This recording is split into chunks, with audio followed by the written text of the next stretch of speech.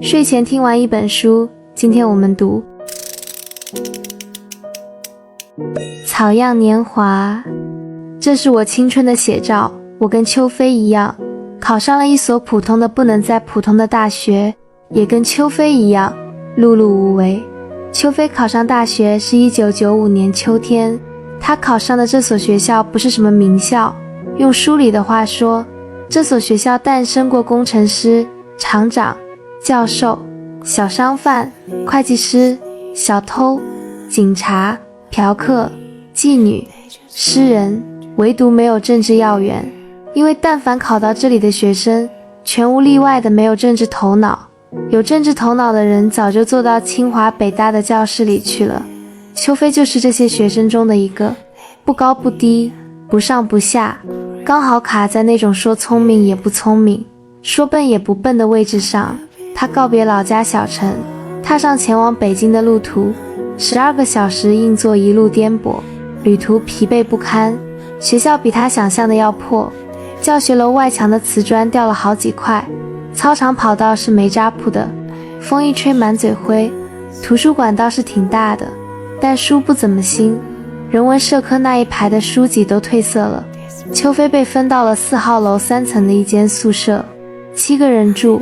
推門進去，第一個看見的是張超凡，他光着膀子躺在床上，肚皮上的赘肉在重力作用下堆成一灘，肚臍眼朝天開着，像高爾夫球洞那麼大。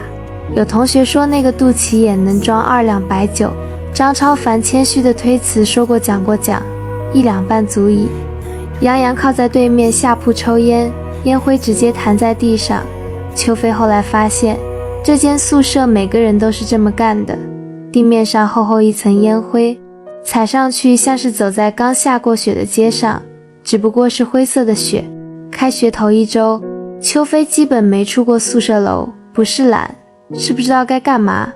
高中苦了3年，每天5點半起床，11點半睡覺，現在好不容易考上大學，憑什麼還要早起？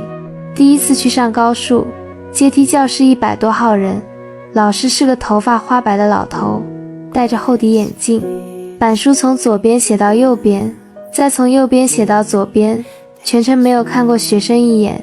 邱飛聽了1節課，什麼都沒聽懂，不是他沒認真聽，是他根本不知道老師在講什麼。高中時候數學好歹還有個具體的數字，到了大學全變成符號和定義。他看看旁邊張超凡的筆記，記得整整齊齊，用了不同顏色的筆。邱飛問他寫的什麼，他說老師講的東西。邱飛說你看得懂嗎？他說看不太懂，先記下來回去慢慢看。邱飛覺得自己跟這個人不在同一個世界。從那以後，他去上課的次數越來越少，一開始還定鬧鐘，7點響一次，7點15一次，7點半一次，每次都被他按掉。等真的坐起來，上午的課已經上了一半，他想現在去也聽不懂前半節，不如等下午。到了下午又想，上午都沒去，下午去了也跟不上，不如明天，明天復明天。他最後是在開學第3周才又進了一次教室。楊洋比邱飛好一點，他不去的課會提前說一聲，讓邱飛幫忙答到。邱飛自己也去不了，就只能找張超凡。張超凡確實是去上課的，每一節都去，風雨無阻。他不僅自己去，還幫他們簽到，有時候一個人簽3個人的名字，筆記還不帶重樣的。日子就這麼一天天過，睡到自然醒，看天花板，下床，洗臉，吃饅頭喝粥，然後就不知道幹嘛了。洋洋有時候在宿舍彈吉他，彈的是老狼的校園民謠，還有崔健的花房姑娘，彈到興頭上會把音量放大，掃弦掃的整個樓道都在震。鄰居宿舍的人過來敲門，說能不能小點聲，洋洋說好，然後繼續彈，音量一點沒減。後來隔壁也買了一把吉他，2隊人對着彈，看誰先停。這件事最後以樓長的介入告終，2邊的吉他都給沒收了。沒過多久又被悄悄拿了回來。邱飛的吉他水平也慢慢練起來了，一開始只會彈簡單的和弦，C 大調、G 大調、後來慢慢會彈小調，七和弦，會加花。楊洋說他彈琴比自己穩，打趣道你練那麼多幹嘛？又不靠這個吃飯。秋飛說我也不知道幹嘛，總得找點事情做，這是實話。他真不知道自己能幹嘛，上課聽不懂，圖書館的書懶得看，社團沒興趣，每天除了彈琴就是躺着發呆，有時候躺到下午3、4點，覺得實在不行了，就出去走一圈，坐在梅渣跑道上看人踢球，球飛過來他就踢回去。那天下午就是這樣，秋飛和楊洋在小樹林邊上踢球，一腳把球踢出去，球沒飛向操場，飛向了旁邊的開水房，正好砸碎了一個女生的熱水瓶，玻璃碴子崩了一地。一個女生站在那裡，手裡還拿着平板的底座，愣了2秒鐘。秋飛跑過去連聲道歉，說真不是故意的。那女生看了他一眼，沒說話，拿着那個底座轉身走了。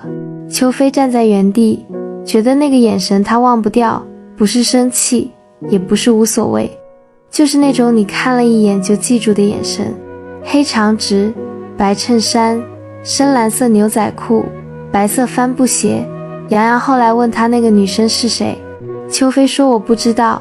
楊洋說你砸碎人家一個熱水瓶，好歹問一下名字。秋飛說沒來得及問，他就走了。他四處打聽，後來室友趙鵬告訴他，建築系有個北京姑娘叫周周。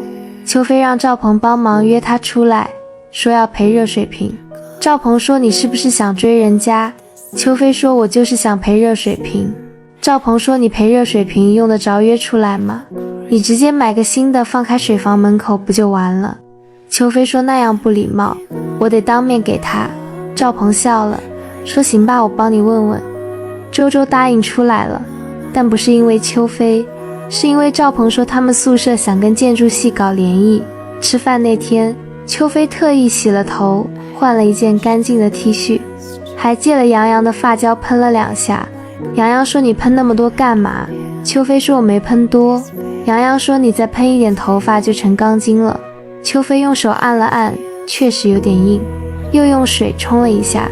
吃飯的地方是學校南門外的小飯館，6個人，3男3女。周周坐在秋飛對面，她還是穿着白襯衫，頭髮披着，吃飯的時候會把頭髮別到耳後，那個動作特別自然。秋飛全程沒敢怎麼看她，低着頭扒飯。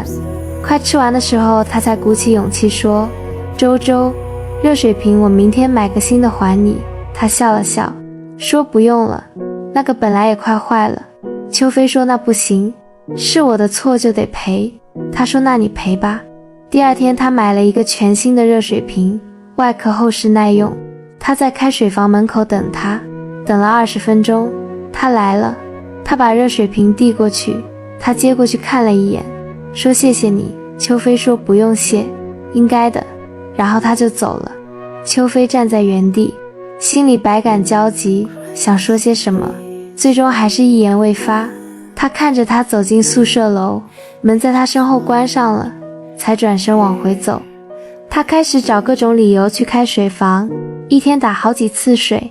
他摸清周周每天下午4點半左右會來打水，便提前守在附近，假裝路過，等人或是接電話，大部分時候都能碰到。兩人簡單寒暄幾句，無非是聊聊天氣冷暖、風力大小。這些簡單的對話，秋飛都會提前在心裡反覆演練。他斟酌過許多話術，怕顯得刻意又怕太過疏遠，最後總選擇最平淡的問候。不管晴天陰天颳風下雨，他大多只是說一句今天天氣不錯，他每次都會接一句還行吧。之後兩人便陷入沉默。就這樣過了1個月，秋飛始終沒能鼓起勇氣要到他的電話號碼。楊洋看不下去，勸他主動一些，約對方看電影、逛公園都可以。秋飛坦言自己面對周周總是局促不安，連正常交流都困難。楊洋打趣要幫他寫告白話術，秋飛看過後直接撕掉，覺得生硬又彆扭，糾結許久，他還是想要到聯繫方式，卻不知如何開口。最後楊洋拿過他的手機，設法弄到了周周的手機號，備註簡單寫了名字，秋飛盯着通訊錄，心跳驟然加速。他編輯短信，刪了又改，改了又刪，折騰半小時才發出一句：你好周周，我是秋飛。10分鐘後收到回復：你好。他再次猶豫良久，發出邀約：你晚上有空嗎？對方回復：什麼事？他說想請你吃個飯。屏幕上跳出一個簡單的好字。秋飛盯着字樣確認許久，忍不住在宿舍蹦跳起來，頭撞上上鋪床板起了包，也渾然不覺疼痛。那之後他們順理成章走到了一起，沒有刻意的表白，也沒有鮮花烘托。有一天晚上，他送她回宿舍，走到樓下，他讓她早點回去。他嘴上答應，腳步卻遲遲未動。他察覺到她的心思，輕聲叮囑外面天涼，讓她回去添件衣服。他應聲轉身快步離開，只因為害怕對方看見自己止不住的笑意。回到宿舍，楊洋打趣詢問，秋飛笑着坦然開口：我戀愛了。和周周在一起的日子是秋飛大學4年裡最美好的時光。他們一起上自習，周周總會提前幫他占座，認真抄下課堂筆記。他的字跡工整清秀，一筆一畫格外認真。反觀秋飛的筆記潦草凌亂，連自己都難以辨認。後來索性直接借用周周的筆記，周周偶爾拿起他的筆記打趣，秋飛便笑着稱這是專屬加密寫法。當被追問字跡內容時，他常常答不上來，隨口搪塞，惹得周周稱怪他睜眼說瞎話。秋飛常常在周周面前謊話連篇，明明逃課在外遊蕩，卻說按時去了課堂，分明從未翻看課本，謊稱早已複習完畢。心知英語4級過關無望，卻故作輕鬆說穩過線。周周心裡全都清楚，卻從不當面戳穿，眼神裡滿是無奈與包容。